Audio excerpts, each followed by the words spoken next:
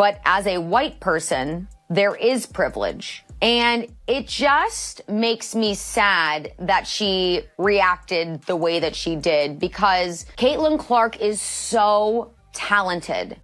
Caitlin Clark, the undeniable face of women's basketball and a trailblazer in the WNBA, is once again at the heart of a fiery debate, known for her jaw-dropping talent and ability to draw millions of new viewers to the sport. Caitlin Clark, what she's doing doesn't minimize what they've done, but we should have been giving her the credit. We saw the ratings, we saw the merchandise sales, we saw the attendance, but y'all want to make it about something else. Oh, what about the women that laid the foundation? What about this? What about it? That ain't got nothing to do with Caitlin Clark. Caitlin Clark is box office. She's doing this. Women should just shut up and dribble in the WNBA. The more they talk, the dumber they are. We get dumber when they speak. We get dumber when their media speak. Clark made headlines for reasons beyond her game. In a recent interview, she acknowledged her privilege as a white person in a league historically shaped by black athletes. What seemed to be a moment of humility and respect for WNBA icons like Lisa Leslie and Maya Moore has instead spiraled into a divisive conversation about race, merit, and recognition in sports. Her comments have sparked a media frenzy, with reactions pouring in from fans, players, and critics alike. Angel Reese and Aja Wilson, both vocal critics of Clark in the past, didn't hold back, accusing her of virtue signaling and deflecting from her own achievements. And she feels the need in this interview to say, appreciate it, but I'm white. And with that, there comes enormous privilege. And, I really think it's important that you pay attention to the black women who are in this league, who built this league. And I really feel it's my role to make sure that people do that. Meanwhile, others argue that her remarks show self-awareness and respect for the legacy of black athletes in the league. The question now isn't just whether Caitlin Clark was right or wrong, it's about what her words represent in a broader cultural context. I don't think people felt that way. This white girl came on the scene where there was a bunch of sisters that preceded her, spanning decades, that were big time, that deserved a lot of credit. But whiteness does have its privilege, especially when you got a game. And what a lot of people weren't willing or were a bit reluctant to appreciate was the game. But this isn't just about a single interview, it's a reflection of the larger challenges the WNBA faces. From media narratives framing Clark as the great white hope, to the league's financial struggles, the intersection of race and sports is under scrutiny like never before. Are Caitlin Clark's detractors criticizing her for her race, or for daring to acknowledge a complex reality? And why are her critics, including Reese and Wilson, quick to undermine her achievements while the league continues to rely on her star power to stay afloat? Caitlin is the face right now, and that's also good. Like, she's selling out gyms, of course. Like, why would you hate against that? We saw dirty play after dirty play on Caitlin Clark, and still, she just handled every single situation with the highest levels of dignity. This isn't just a sports story, it's a cultural moment. It's about the societal struggles around privilege, race, and the narratives that shape public opinion. So, was Caitlin Clark out of line? Or is this just another example of unnecessary backlash against a young athlete trying to navigate a complex and unforgiving world? Let's dive into this controversy to find out the truth. So she spoke out against that. She got people paid. She got better travel arrangements. She increased the ratings and the revenue, which obviously the WNBA benefited exponentially, because now you got a $200 million deal. All of these things being considered, you damn right. It is appropriate that she got Athlete of the Year. She is special.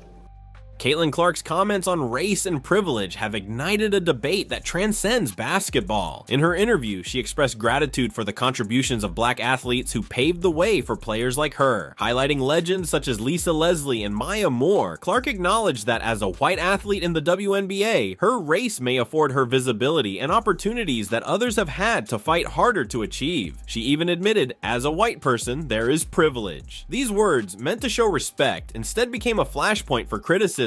Angel Reese and Aja Wilson, longtime critics of Clark both on and off the court, were quick to dismiss her comments as insincere. Reese labeled Clark's remarks as virtue signaling, accusing her of deflecting attention from her success to avoid backlash. Wilson, echoing similar sentiments, argued that Clark's rise is another example of the Great White Hope syndrome, a term suggesting that her stardom owes more to her race than her skill. Their critiques suggest that Clark's statements were less about acknowledgement and more about placating public pressure, fueling an already intense rivalry. I think Caitlin Clark is doing the right thing, rising above all of the crap that she's had to endure. The amount of fouls committed on Caitlin Clark higher than any other player, flagrant fouls committed on Caitlin Clark higher than any other player. Caitlin Clark was worried about playing the game, and that is why she got Rookie of the Year. She was not worried about the BS. Supporters of Clark, however, see her words differently. They argue that her remarks reflect a rare self-awareness for someone at the peak of their career. By acknowledging the systemic challenges faced by black athletes in the league, Clark demonstrated respect for the history and foundation of women's basketball. Fans also point out that Clark's acknowledgement doesn't take away from her incredible achievements, including breaking multiple records and single-handedly drawing millions of new viewers to the WNBA. Caitlin Clark has done is grown the WNBA exponentially. She did in 5 weeks what would have taken 5 years. And as it pertains to draft viewership, she did in 5 days what would have taken 5 years. At the core of this debate is the question of authenticity. Was Caitlin Clark's acknowledgement of privilege a sincere effort to honor those who came before her, or was it a calculated move to protect her image? Critics like Reese and Wilson argue that it's the latter, claiming Clark's comments dilute her merit and overshadow the contributions of other players. On the flip side, supporters believe Clark's willingness to address such a contentious topic highlights her maturity and leadership, setting her apart in a league desperate for positive role models. There is a lot of appropriate attention on Caitlin Clark and the Indiana Fever, and we found out that the Fever Storm game from over the weekend drew 2.2 million viewers, which is massive. The WNBA has 18 games this season where they've had more than 1 million viewers averaged, and 16 of those 18 have featured Caitlin Clark. So you cannot deny the connectivity of Caitlin Clark playing basketball and people wanting to watch. If she's playing, they will come, they will watch the game.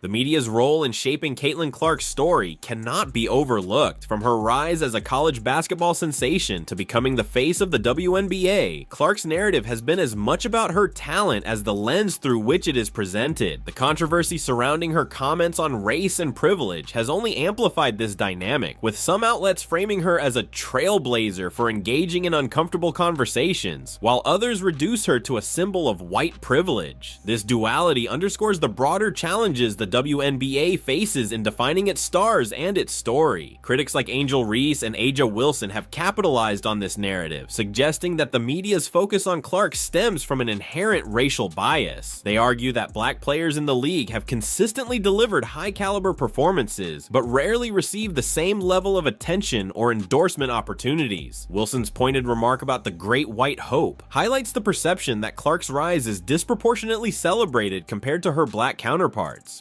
perpetuating the idea that white athletes benefit from an unspoken advantage in visibility and support.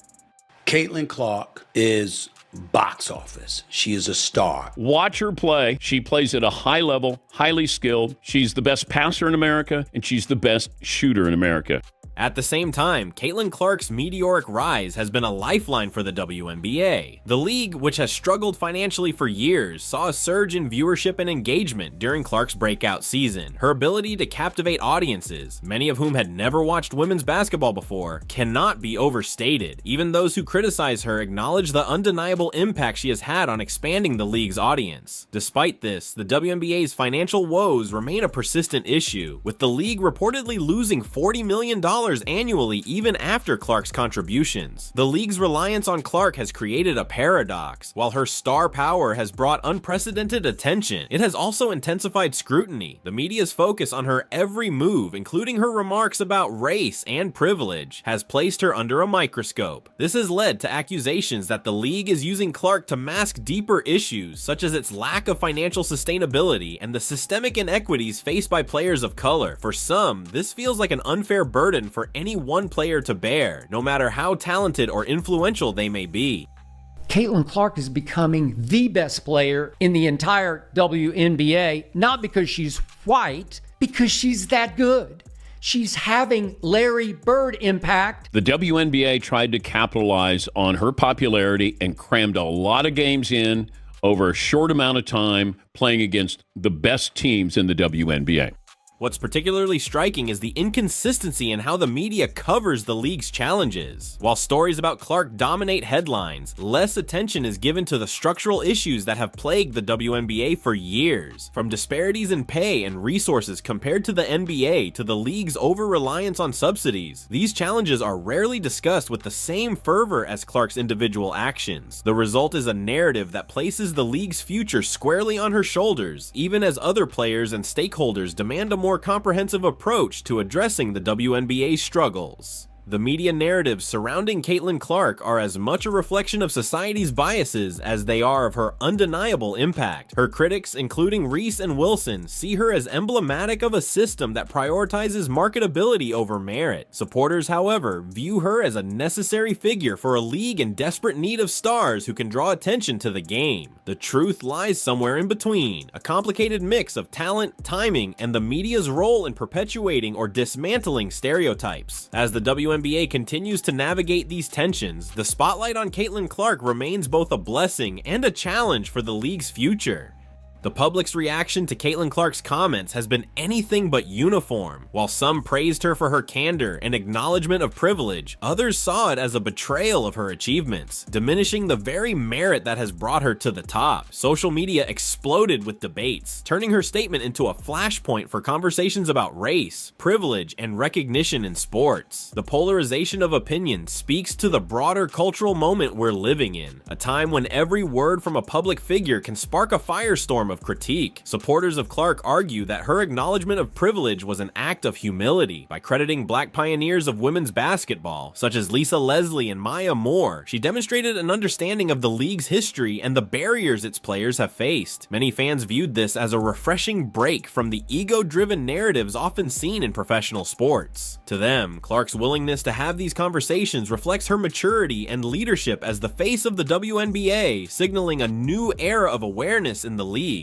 However, not everyone agrees. Angel Reese and Aja Wilson, both of whom have publicly sparred with Clark in the past, have used this moment to renew their criticisms. For them, Clark's comments were not an act of humility, but an attempt to placate critics and shield herself from backlash. Reese, in particular, has argued that Clark's remarks overshadow the hard work and struggles of black players who have been carrying the league long before Clark's arrival. Wilson added fuel to the fire by stating that no amount of acknowledgement could erase the systemic inequalities black players continue to face, both within the WNBA and beyond. The reactions have gone beyond just players and fans. Cultural commentators have weighed in, turning this into a broader discussion about how society values different forms of success. Some argue that Clark's recognition is emblematic of a larger issue where whiteness is still disproportionately celebrated, even in spaces built on the labor and talent of black individuals. Others counter this by pointing out that Clark has earned her spotlight through sheer talent and hard work, breaking records and drawing unprecedented attention to women's basketball.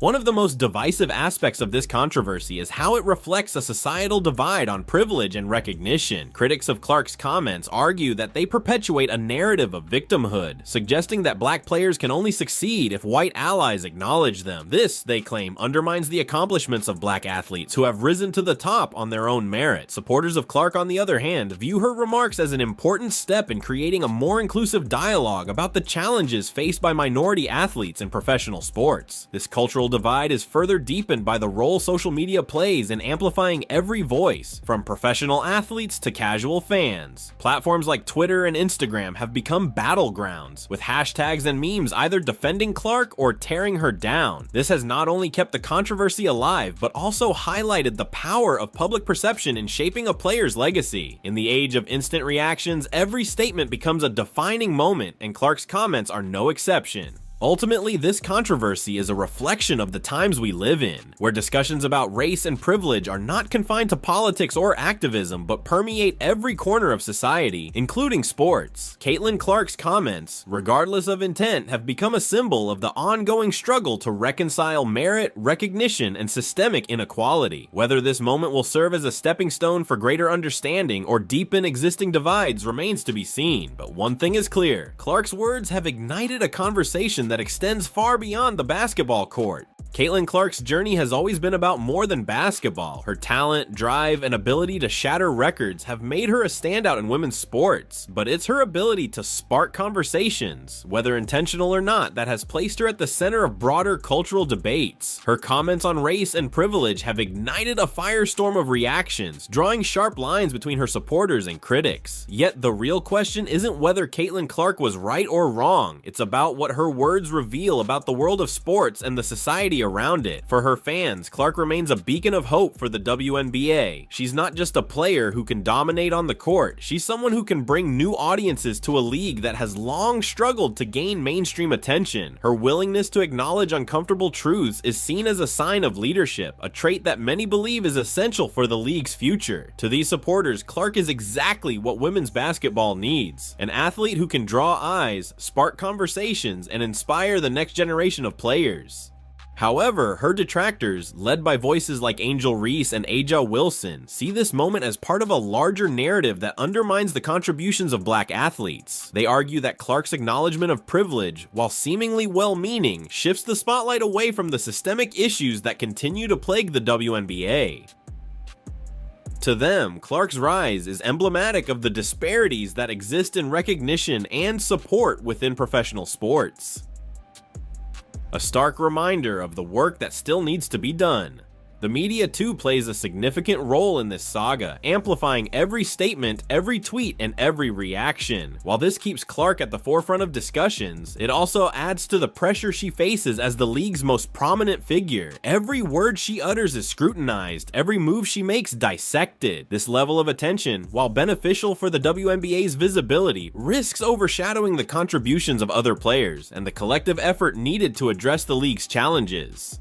So, where does this leave Caitlin Clark? She stands at a crossroads, not just as an athlete, but as a cultural figure navigating the complexities of race, privilege, and public perception. Her comments have sparked a dialogue that goes beyond basketball, touching on issues that resonate far and wide. Whether this moment will define her career or simply be a chapter in a much larger story is yet to be seen. What's undeniable, however, is that Caitlin Clark has become a symbol of both progress and controversy in women's sports. Her talent is unmatched, her influence undeniable, and her ability to draw attention to the game unparalleled. But with that power comes responsibility. The responsibility to represent herself, her team, and the league in a way that moves the conversation forward. Whether you agree with her or not, one thing is clear: Caitlin Clark has sparked a conversation that will not be forgotten anytime soon. As the WNBA continues to grapple with its future, Clark's role in shaping the narrative will remain pivotal. Whether she chooses to embrace the spotlight or let her game do the talking, her impact is already being felt far beyond the court. In the end, it's not just about what Caitlin Clark said, it's about the conversations she's forced us all to have. And for that, love her or hate her, she's undeniably changed the game. If you're ready to dive into the latest and greatest moments in women's basketball, you're in the right place. Here on WNBA Original, we cover everything from breaking news to inspiring stories, bringing you closer to the action and the players who make it all happen. Don't forget to hit subscribe and turn on notifications, so you'll always be the first to know what's happening on and off the court. Thanks for watching, and stay tuned for more from WNBA Original.